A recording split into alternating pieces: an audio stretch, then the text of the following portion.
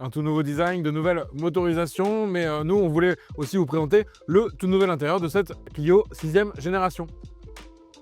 Ce qu'il faut retenir dans cette Clio 6e génération, c'est le tout nouveau combiné d'écran hein, qu'on trouve finalement assez proche de ce qu'il y a sur R5 et R4 par exemple. Et surtout, la grosse nouveauté, c'est le système d'exploitation Google Automotive. Donc on va avoir 10 pouces pour l'écran des compteurs avec un environnement largement personnalisable. On va vraiment afficher la cartographie par exemple ou un affichage plus sobre avec seulement la vitesse et les réglages au niveau du régulateur adaptatif et des autres aides à la conduite.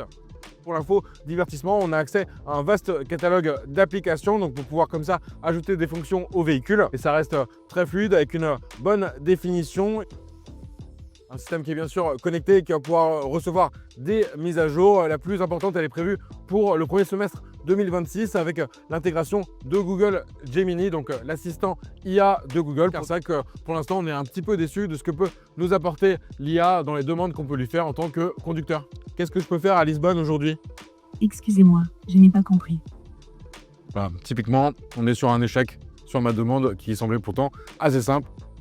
Autre nouveauté importante, cette Clio 6, elle permet désormais de disposer d'une caméra 360 et donc ça c'est hyper pratique pour réaliser ces manœuvres. Et le bon point, c'est aussi une caméra avec une résolution bien meilleure que sur les derniers modèles de Renault. Et au niveau des modes de conduite, on peut noter la disparition du mode personnalisable qui est remplacé par un mode smart qui va en fait ajuster selon votre conduite ou le profil de la route entre mode éco, mode confort ou même mode sport si on a besoin de réaliser une accélération importante. Et pour tout savoir sur cette nouvelle Clio 6, on vous donne rendez-vous dans un nouveau numéro d'En route pour demain.